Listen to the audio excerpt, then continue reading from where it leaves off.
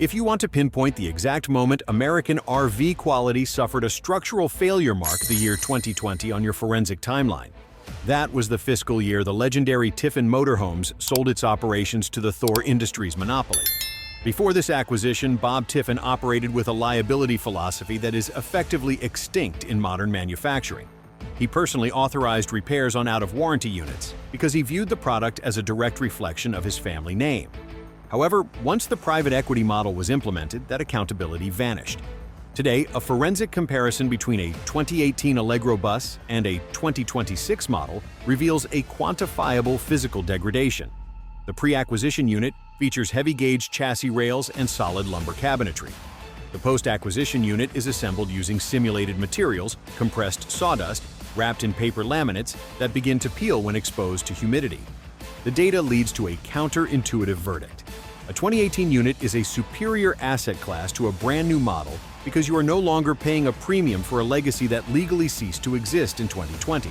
The industry is threatened by a specific regulation in the Federal Register known as the 25-year import rule. This legal exemption allows informed buyers to bypass planned obsolescence and access the golden age of Toyota engineering. Consider the operational reality.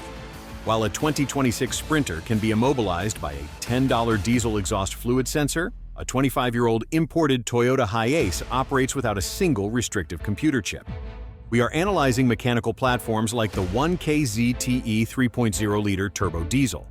This engine lacks a DEF tank, or a particulate filter, and was engineered for commercial delivery logistics, designed to reach 500,000 miles before requiring a major overhaul.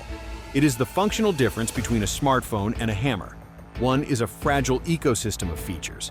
The other is a singular tool that works.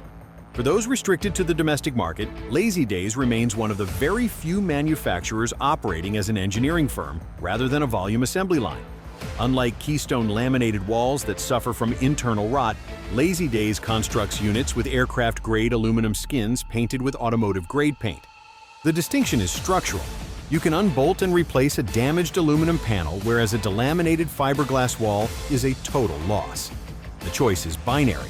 Buy a toy designed for the showroom or invest in a tool designed for the field. The domestic industry relies on fear, uncertainty, and doubt regarding parts and ergonomics to maintain market share. Let us audit these objections using logistics data. First, the supply chain reality. The assumption that Japanese parts are unobtainable is factually incorrect. The engines in these units, such as the Toyota L-Series, are global industrial platforms used in forklifts and generators worldwide. A replacement alternator is available at local auto parts stores because the part numbers are universal. Contrast this with the 2026 domestic experience. A failed slide-out motor on a Keystone often results in a 6-month backorder status. Logistically, a 3-day DHL shipment from Tokyo is superior to a 6-month hold by an Indiana manufacturer. Second, the right-hand drive safety profile. Critics label right-hand drive as dangerous, but engineering analysis suggests a tactical advantage for large vehicles. Positioning the driver on the curbside provides a direct line of sight to the road edge, eliminating the blind spot responsible for ditch-related accidents in left-hand drive RVS.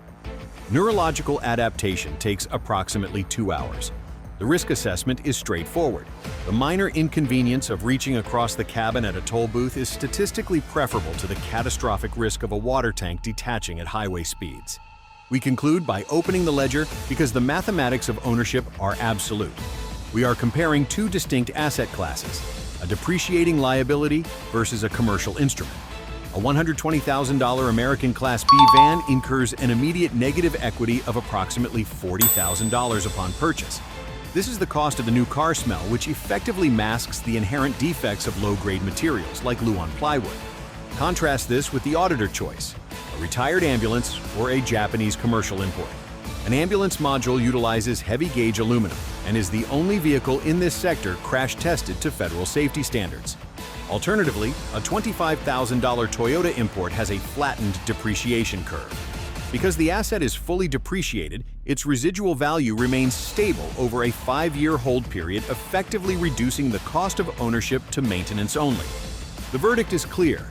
The conglomerates sell toys that depreciate. Commercial markets sell tools that endure. Outro the final verdict. The era of blind consumer trust is over. You now have the forensic context to separate marketing narratives from mechanical reality. Do not subsidize engineering shortcuts with your retirement savings. If you are going to deploy 6 figures of capital, demand a machine built to endure, not one designed to rotate inventory. If this investigation helped you avoid a 6-figure mistake, keep this information visible so other buyers see it before they sign a contract. Stop buying assumptions. Start auditing ownership.